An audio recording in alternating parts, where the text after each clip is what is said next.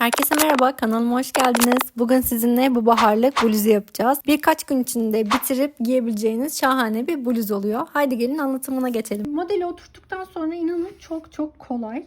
Sadece biraz dikkatli örmek gerekiyor. Ön, arka ve kollardan oluşuyor. Toplamda 4 parçadan oluşan bir model oluyor. Ön, arka ve kolları son aşamada birbirine dikerek bluz haline getiriyoruz. Öncelikle kullandığım iplerden bahsetmek istiyorum. Ben şu şekilde %100 pamuk içerikli olan ipleri kullanıyorum. Bu kullandığım ip yani şu markanın, ben bunu inanın nereden aldığımı hatırlamıyorum. Buna muadil şu ip var. Bu ipi internet sitesinden satın alabilirsiniz. EcoCotton Oxford markasının EcoCotton'u. Bunun da renk kodu üzerinde yazmıyor ama renk kodunu videonun açıklama kısmına bırakacağım. Bu ikisi birbirine çok yakın ipler. Ben 4 numara bir tığ kullanıyorum bu ip kalınlığı için. Bu arada bu modeli birçok iple yapabilirsiniz ama en güzel, en dökümlü bu iplerle duruyor. Şimdi başlangıcı yaparken ipe tığı sabitledim. 1, 2, 3, 4 tane zincir çekiyorum. Tığıma ipi doluyorum. Birinci zincirin içine batıp bir tane üçlü trabzan yapıyorum. Ve burada bir halka oluşturmuş oluyorum. Tekrar 3 tane zincir çekiyorum. Tığıma ipi doluyorum. İlk oluşturduğum halkanın içinden tığ geçiriyorum. İpi çekiyorum. 1, 2, 3 kere de çekerek üçlü trabzan yapıyorum. Şöyle 2 tane halkam olmuş oldu. 1, 2, 3 zincir çekiyorum. Tığıma ipi doluyorum. Bir önceki halkanın içinden geçirip 1, 2, 3 kere de çekip üçlü trabzan yapıyorum.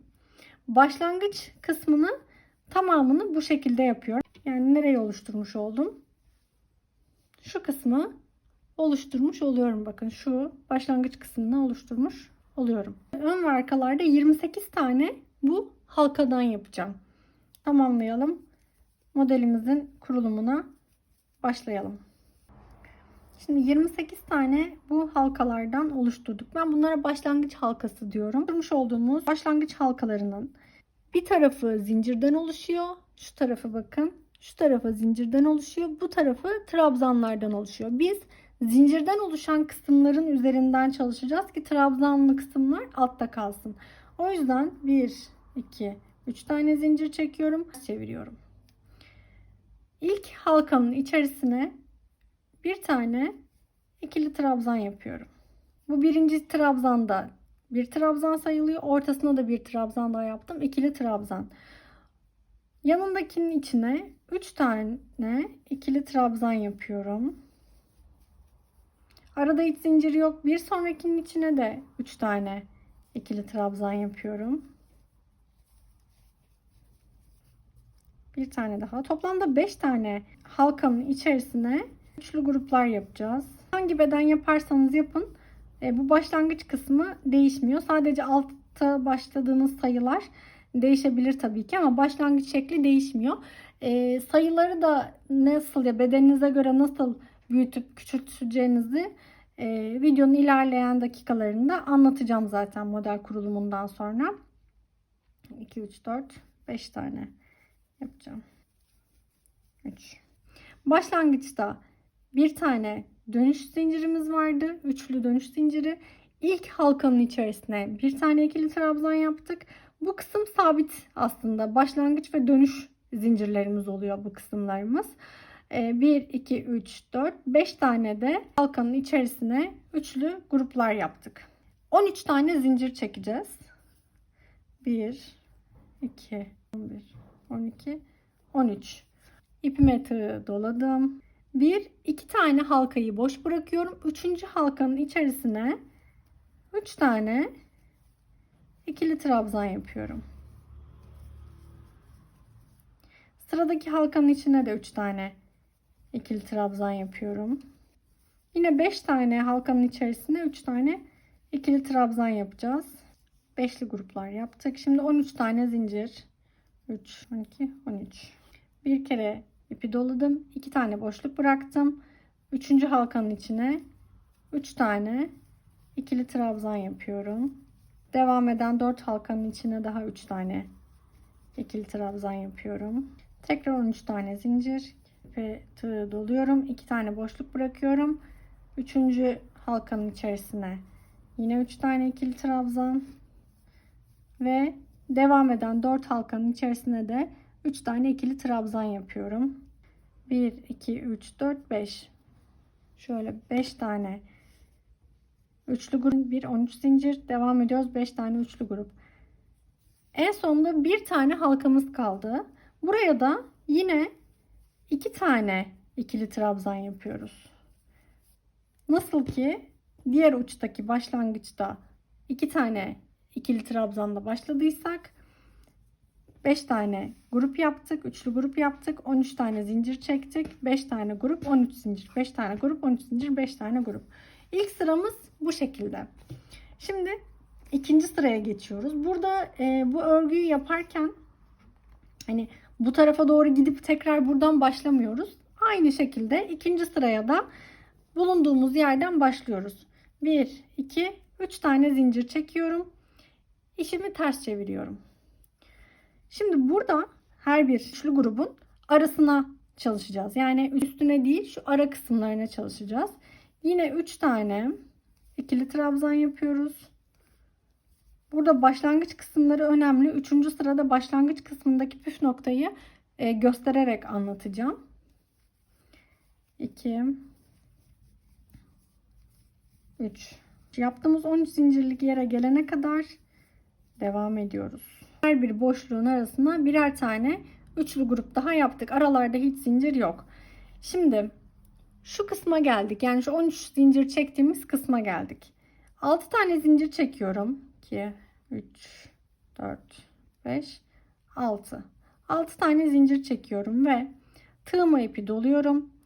Bu 13 tane zincirin 7.sine batıyorum. 1 2 3 4 5 6 7.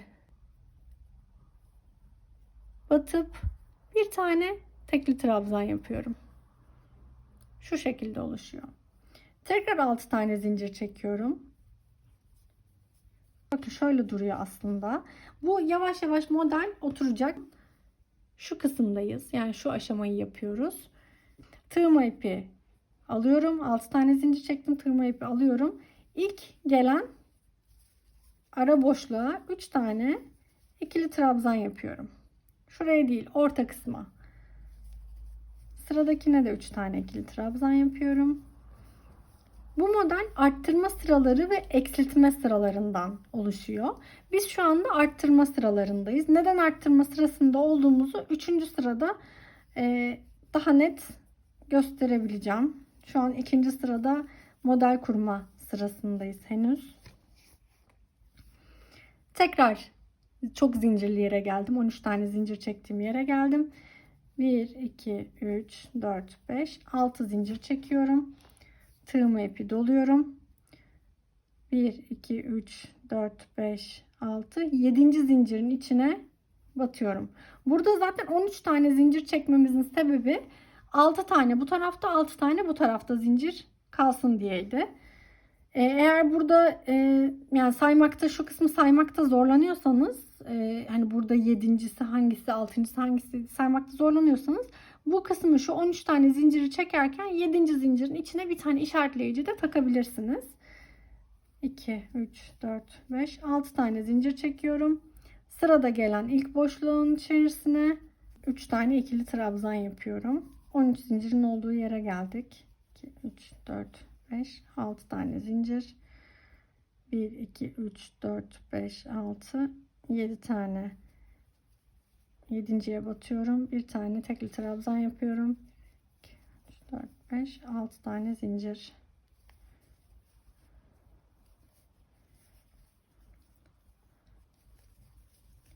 Bu model biraz dökümlü bir model olsun diye, öyle olmasını istediğim için ben 4 numara tığ kullandım. Ama bu ip 3 numara, 3,5 numara tığ da aslında kaldırır. Yani eğer eliniz çok bolsa ya da bu kadar salaş bir şey istemiyorsanız daha küçük tığ numarası da kullanabilirsiniz. Biraz daha sıkı olur. Bu kadar böyle salaş salaş bir model olmaz ama biraz daha kalıp gibi duran bir model olur. Ben öyle olmasını istemediğim için 4 numara tığ kullandım. Burada yine sonuncuya 3 tane ikili trabzan yapıyorum.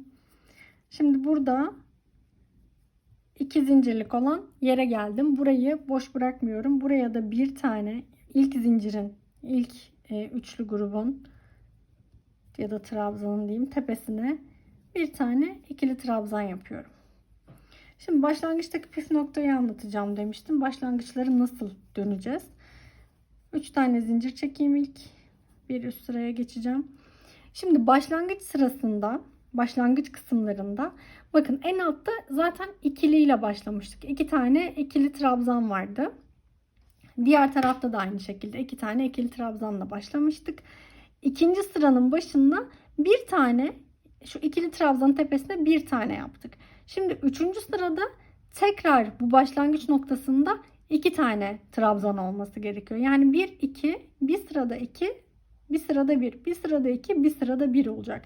Yani eğer bu kısmı düzgün yapamazsanız ya da burada bir işte eksiltme, arttırma yaparsanız model böyle sağa doğru büyür ya da küçülür, daralarak gider. O yüzden başlangıçtaki bu püf noktasını mutlaka dikkat edin. Yani iki trabzanla mı başlayacağım, tekli trabzanla mı başlayacağım kısmına mutlaka dikkat edin. Şimdi mesela 2 tane yapmıştım ilk sırada. Bir tane şimdi ikili başlangıç sırasındayım. İşimi ters çeviriyorum. 3 tane zincir çekmiştim ya, hemen yan tarafındaki boşluğa bir tane ikili trabzan yapıyorum. Yani yine ikiliyle başlamış oldum. Tığıma ipi doluyorum. Bir sonraki boşluğa bakın başlangıcımız bir tane ikili, bir tane tekli, bir tane ikili şeklinde ilerledi. Bundan sonraki sırada zaten tekliyle devam edecek başlangıcı.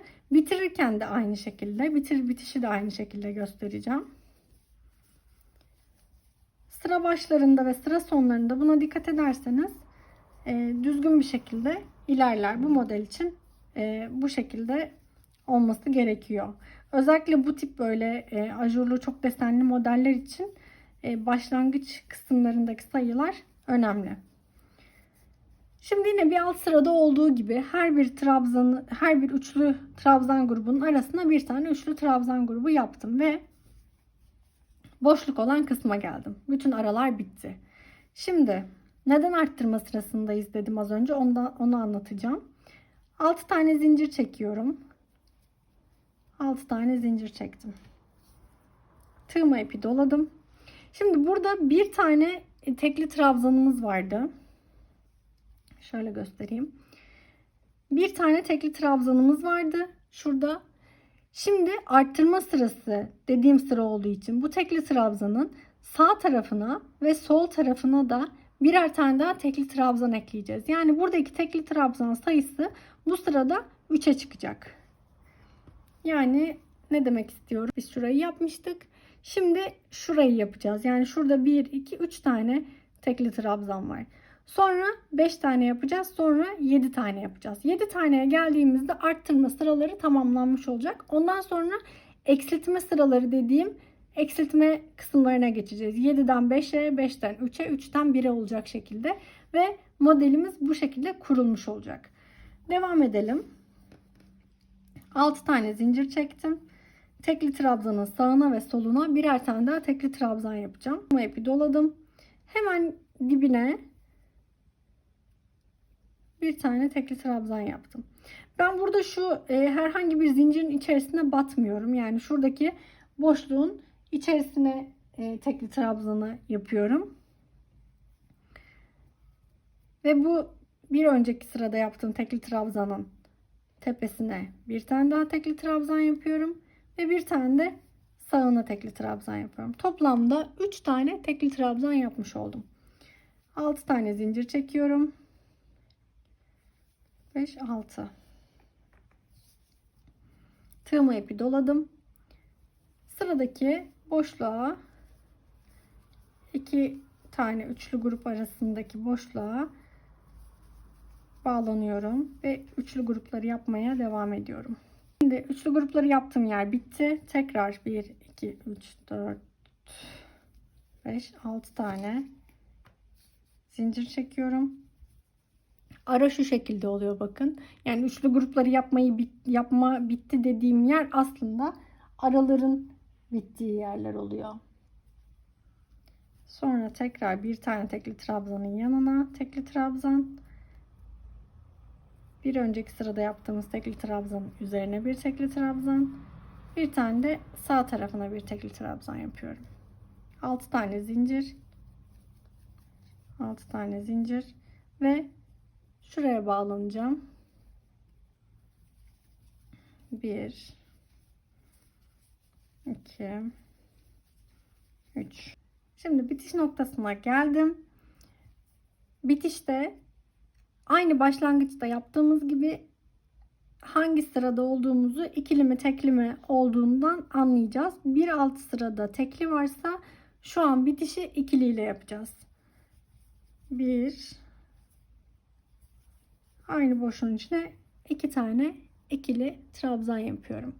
İkiliydi, tekliydi. Burası tekrar ikili oldu. Şimdi 1 2 3. İkili ile bitirdiğimiz için tekli ile başlayacağız sıra başına. İpimi döndürüyorum. Şu an modelin tekrar arttırma sırasındayız.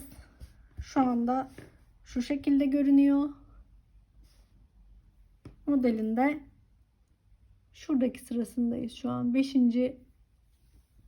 1 yaptık, 3 yaptık. Şimdi bu üçleri 5 yapacağız. Birer tane, bir tane sağa, bir tane sola ve 3 tanenin de üzerine öreceğiz. Toplamda 5 tane ara tekli trabzanımız olmuş olacak. Buralarda yine aynı şekilde 1, 2, 3, 4 tane üçlü trabzan grubu yapacağız. Başlıyorum. 1, 2, 3. Aralara trabzan gruplarını yaptım. Trabzan grupları yerleri bitince 6 tane zincir çektim. Tığıma ipi doladım. Şimdi üçlü grubu beşli gruba çıkartacağız. Bir tane yan tarafına tekli trabzan yapıyorum. Ve 3 tane alttaki 3 tane tekli trabzanın üzerine 3 tane daha tekli trabzan yapıyorum. 4 tane tekli trabzanım oldu. Bir tane de en sonuna yaparak toplamda 5 tane tekli trabzan oluşturmuş oldum. Şu şekilde oluyor. Ya şuradaki boşlukları ben dert etmiyorum. Dediğim gibi salaş ve böyle delikli delikli bir model olmasını istediğim için. Ama eğer burayı dert ediyorsanız zaten biraz daha sıkı örmelisiniz. 6 tane zincir çekiyorum. Sırada gelen boşluğa bağlanıyorum. Şimdi burada ortada 2 tane boşluk kaldı. Bir sonraki sırada burası teke düşecek. Yani şurası kalmış oldu. Şurası. Bir sonraki sırada şuraya geçeceğiz. Teke düşecek. 6 tane zincir. Üçlü tekli trabzan grubunu beşliye çıkartacağım. Ve sıra sonuna kadar aynı şekilde ilerleyerek bu sırayı da tamamlamış olacağım. Üçlüleri beşlileri çıkartırken dikkat etmeniz gereken noktalardan biri de şu bir tane trabzanın, yani altta 3 tane tekli trabzan var ya, bu bir tane trabzanın tepesi burası. Eğer bu trabzanın tepesini burası olarak alırsanız model kayar. Yani buradaki şu tam ortada oluşması gereken şu baklava görüntüsü oluşmaz. O yüzden ona dikkat edin. 2 3 bir tane daha yapıyorum. 5 6 tane zincir çekiyorum. Ve bitiş sırasına kadar aynı şekilde örmeye devam ediyorum. Sonuna kadar geldim. Nasıl bitiriyorum? Alt sırada ikili grup olduğu için bir üst sırayı bir tane trabzanla bitiriyorum. Tekliyle bitiriyorum. Bakın şurası, şu başlangıç kısmı böyle düzgün oluyor. 1 2 3 tane zincir çektim. Şu kısmı tekliyle bitirdim. Dolayısıyla şu an başlayacağım sırayı ikili grupla başlatacağım. Yani boşluğun içerisine bir tane daha ikili grup yapacağım. Şimdi yan tarafa geçiyorum. Bir tane üçlü. Şimdi trabzan grupları yapacağım yer bitti. 6 tane zincir çekip şurada beşli yaptığım yeri yedileyeceğim. Yani yanlarına birer tane daha tekli trabzan ekleyeceğim. 6. Bu sırayla birlikte arttırma sıralarımız tamamlanmış olacak. 3 4 6 ve son olarak yanına da yapıyorum 7. Bakın 7 tane yapmış oldum. Model şu şekilde artarak devam ediyor. Şimdi burada teke düşecek demiştim ara boşluğumuz. Teke düştü.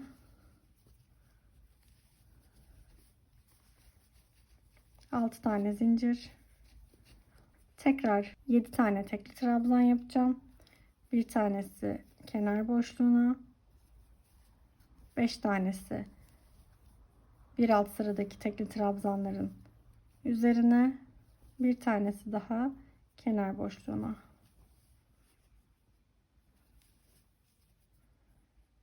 1, 2, 3, 4, 5, 6, 7.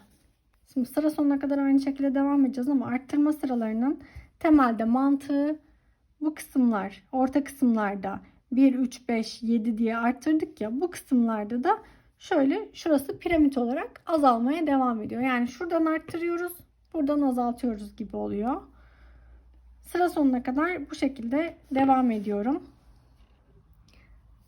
Sıra sonuna geldim. Sıra sonunda yine bir alt sıraya baktım. Bir alt sırada bir tane trabzanla bitirmişim. Bir üst sırayı 2 tane trabzanla bitiriyorum o yüzden. Ve yeni sıraya geçerken de 1, 2, 3 tane zincir geçiyorum. Tek olması gerekiyor. Döndürüyorum. Tığıma ipi doladım. Şimdi artık eksiltme sırasına geçtik. Eksiltme sırasını yine ortaya gelince eksiltmelere başlayacağız. Burada yine üçlü trabzan grupları yapıyoruz aralara. Şimdi ortalara çalıştık üçlü grupları. Şimdi ben burada eksiltme sırasındayım. O yüzden şu üçlü trabzan grubundan bir tane de şuraya çalışacağım. Boşluğun içerisine çalışıyorum. 2 3. Arada hiç zincir yok burada, bakın. Şuraya çalışmış oldum. 6 tane zincir çekiyorum. 6 zincir hiç değişmiyor. Şimdi de eksiltme sıralarındayım. Yani bu yedilileri beşli yapmam lazım. O yüzden şu en baştaki ve en sondaki hariç 1, 2, 3, 4, 5 tane örüyorum. En baştakinin tepesine atlıyorum. Bakın bu birincinin tepesi şurası. Burayı atlıyorum. Diğerinden itibaren tekli trabzanlar yapıyorum tepesine. 1 2 3 4 5 tane tekli trabzan yapıyorum. Bakın azaltıyoruz. 6 zincir. Burada tek bir tane üçlü grubumuz kalmıştı. Şimdi bu sırada şu azaltma, eksiltme sırasında bu kısmı eksiltirken bu kısmı arttırıyoruz. O yüzden bir tane sağına bir tane soluna üçlü grup yapacağız.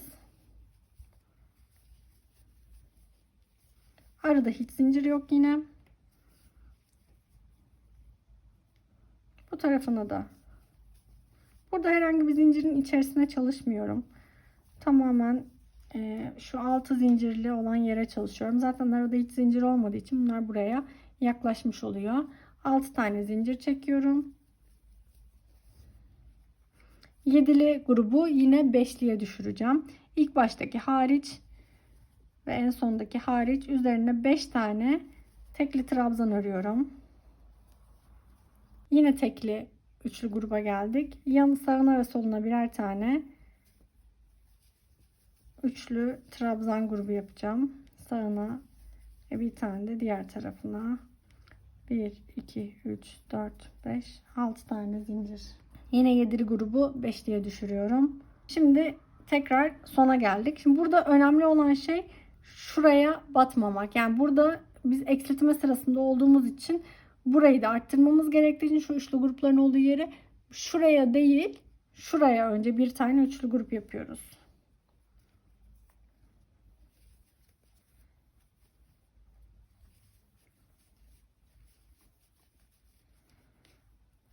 Merak etmeyin, model kurulumu tamamlandıktan sonra, yani model kurulumu şu eksiltmeler de tamamlandıktan sonra bitmiş oluyor zaten. Her seferinde ne yapmam gerekiyordu diye videoya bakmanıza gerek kalmayacak.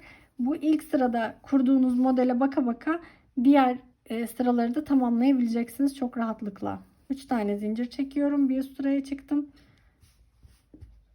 Şu şekilde görünüyor şu anda modelim. Bir ters çevirdim. Şimdi eksiltme sırasındayız. Yani modelin kalanı zaten tamamı eksiltme sırası. 1, 3, 5, 7 yaptık. 5 yaptık.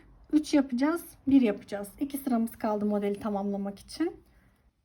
İkili ile başlıyoruz. İkili grupla başlıyoruz. Çünkü alt sırada tek vardı. Burada 2 ile başlıyoruz. Bakın şuradayız. Şuraya da örüyorum. 1, 2, 3. Şu şekilde bu kısmı da arttırmış oluyorum. 6 tane zincir çekiyorum. Şimdi şu beşli olan grubu 3'e düşüreceğiz. 5'i 3'e düşürdüm. En sondakine yapmıyorum. En baştakine de yapmıyorum. 6 tane zincir çektim. 1, 3. Yine kenarlara ve ortaya yapıyorum. 1, 2, 3. Ortasına bir tane üçlü grup yapıyorum. Kenarına da bir tane daha üçlü grup yapıyorum. Şimdi bakın şöyle görünüyor. Modelimiz bu şekilde görünüyor. 1 yapmıştık. Eksiltme sırasına geçtiğimiz için buraları arttırıyorum. Buraları da arttırıyorum. Şimdi 6 tane zincir çektim. 5 taneyi 3'e düşüreceğim. 1, 2, 3.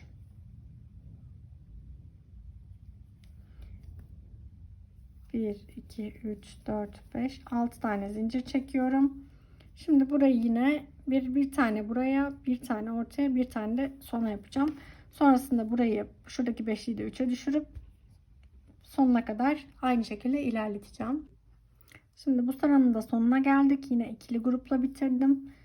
3 tane zincir çekip bir sonraki sıraya başlıyorum. Yine 3 tane ikili trabzan yapıyorum boşluğa. Şimdi ara boşluklar bitti ama kenara bir tane daha yapıyoruz. Şöyle kenara bir tane daha yapıyoruz. Bu şekilde artıyor. Orta kısmı bu sefer bu sırada teke düşüreceğiz. 1, 2, 3, 4, 5, 6 tane zincir çektim. Tığıma ipi doladım. 3 tane tekli trabzan var. İlk baştakini atlıyorum. Ortadaki tekli trabzanın tepesine bir tane tekli trabzan yapıyorum. 1, 2, 3, 4, 5, 6 tane zincir çekerek şu kısma bağlanıyorum. 1, 2, 3 tane ikili trabzan grubu yapıyorum. Modelimiz şu şekilde olmuş oluyor. Bakın.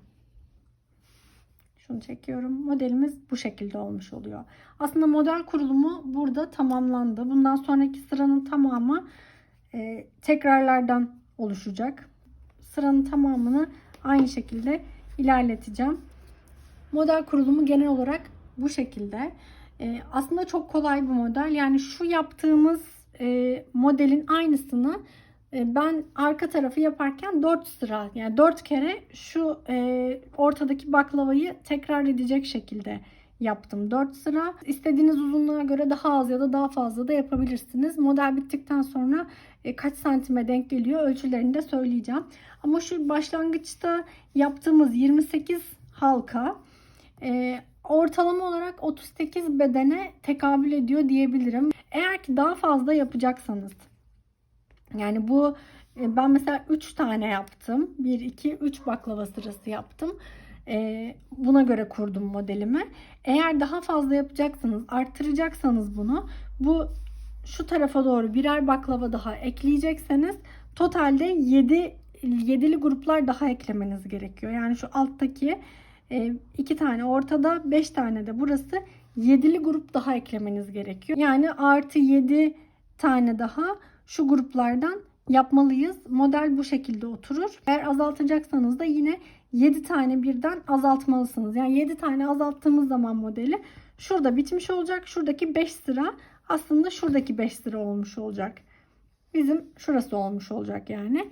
Bu şekilde küçültmüş olacaksınız modeli. Bu şekilde tamamen kendi bedeninize göre uyarlayabilirsiniz. Şu baklavayı ikinci kez nasıl kuracağız? Şu 13 zinciri ikinci kez nasıl yapacağız? Onu da göstereyim. Sonrasında modeli tamamlamaya geçelim. Yeni sıraya geçtim. İkiliyi yapıyorum. Tekrar ortasında çalışıyorum. 2, 3. Şu kısmı yapacağız. Şimdi modelin şu kısmını bitirdik. Şuraya tekrar yeni bir 13'lü grup yapacağız. Ara kısımlar bitti. Bir alt sırada olduğu gibi tekrar şu boşluğa bir tane daha üçlü grup yapıyorum. 1, 2, 3 ve 13 tane zincir çekiyorum. Tekrar tığma ipi doluyorum. Şuraya bağlanıyorum. 1, 2, 3. Hemen yanındaki boşluğa 3 tane ikili trabzan.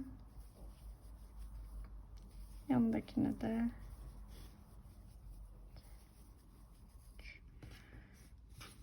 bakın 13 tane zincirli grubu daha başlatmış oluyorum. Yani şurası aslında şurası. Bizim yaptığımız şu kısım. Aynı şekilde burayı yaptıktan sonra ikinci sırada 13 tanenin ortasındaki yani 7. zincire tekli trabzanla bağlanıyoruz. Sonrasında arttırma sıralarımız başlıyor. 1, 2, 3 sıra arttırma sırası yapıyoruz. 3, 5, 7 yani. Sonrasında eksiltme sıralarımız geliyor. 5, 3, 1 olarak eksiltme sıralarını yapıyoruz. Bütün model bundan ibaret. Model kurulumu bu şekilde. Bunu istediğiniz uzunluğa kadar yapabilirsiniz. Ben bir model kaç santim bunu yazayım. Yani siz istediğiniz kadar bunu çoklayabilirsiniz aslında. Şöyle 12 santim kadar oluyor bir modelin uzunluğu. Bu yaptığınız ipe ve kullandığınız tığa ve elinizin genişliğine göre tabii ki farklılıklar gösterebilir. Gövde kısmını yaptıktan sonra kolları da tamamlayıp sonrasında dikişlerini de yaparak tamamlamış olacağız. 2 parça ön ve arka ve 2 parça da kolları tamamladım. Şimdi bunların ölçülerini söyleyeceğim. Ön ve arkanın ölçüsü birebir aynı. Toplamda 43 santim. Boy ölçüsü de 50 santim. Kol uzunluğu da kol eni de 1, 2, 3 tane yapmış oluyorum. Kolun da eni 35 santim. Boyu 42 santim. Bu şekilde bu ölçülerle kolu şöyle ikiye katlayacağım. Şuraya dikeceğim. Şöyle şuradan dikiş yapacağım. Yaka genişliğini de şöyle 17 santimini dikip her iki taraftan da geri kalanı boyun boşluğu olmuş olacak. Dikişleri de tamamlayıp son halini göstereceğim. Gövde ve kolları birleştirdikten sonra modelin son hali bu şekilde. Ben toplamda 4 yumak ip kullandım. Umarım faydalı olmuştur. Yapacakları şimdiden kolay gelsin. Videoyu beğenmeyi, yorum yapmayı ve kanalıma abone olmayı unutmayın. Görüşürüz.